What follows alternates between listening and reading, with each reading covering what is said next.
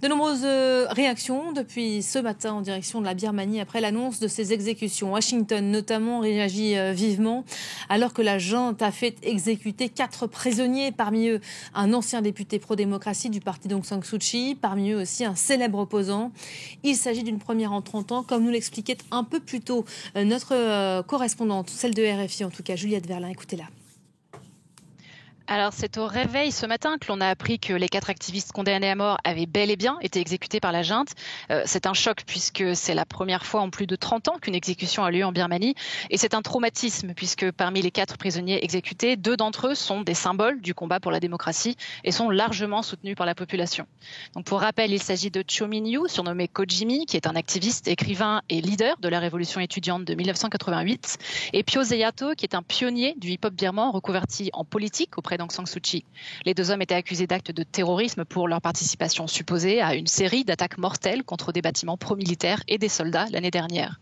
Lam Yo Hang et Hang Turazo, les 2 jeunes exécutés aux côtés de Kojimi et de Phyo Zayato, sont accusés du meurtre d'une femme soupçonnée d'être une informatrice de l'armée dans le quartier populaire de Leng Tayar à Rangoon.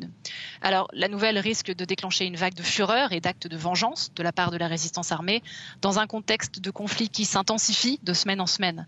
Ce matin à Rangoon, l'un de ces groupes de résistance a tiré au lance-grenades sur le bâtiment de la chaîne de télévision gouvernementale MRTV, qui est située sur l'une des artères principales de la ville. Depuis le coup d'État, ce type d'attaque est devenu régulier à Rangoon, mais les prochaines seront désormais perçues comme une réaction aux exécutions. Voilà, beaucoup de réactions. Je vous le disais tout à l'heure, Human Rights Watch qui parle d'un acte de la plus grande cruauté, notamment Washington, là aussi, qui condamne avec une grande fermeté. C'est une nouvelle étape, effectivement, de franchie. Quel est le message derrière tout ça ?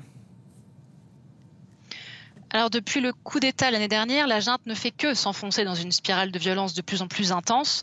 Tous les jours, on apprend quelque chose d'horrible. De plus en plus de villages sont incendiés, des civils sont retrouvés assassinés, des témoignages de prisonniers torturés sortent dans les médias. Et tous les mois, on se rend compte qu'un nouveau pas a été franchi dans la violence alors qu'on a à peine le temps de se remettre des dernières nouvelles.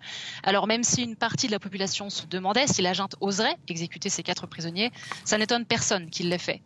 Pour certains analystes, c'est une façon pour la junte de terroriser et de traumatiser la résistance, mais il est plus probable que cela solidarise la population en colère et déterminée à faire tomber les militaires. Ce que tout le monde se demande maintenant, c'est si ces exécutions sont les premières d'une longue série, puisque depuis sa prise de pouvoir, la junte a condamné à mort au moins 115 civils pour terrorisme, dont 2 mineurs. Alors même si 41 de ces personnes ont été condamnées in absentia et sont donc toujours recherchées, cela reste un nombre énorme d'exécutions à prévoir.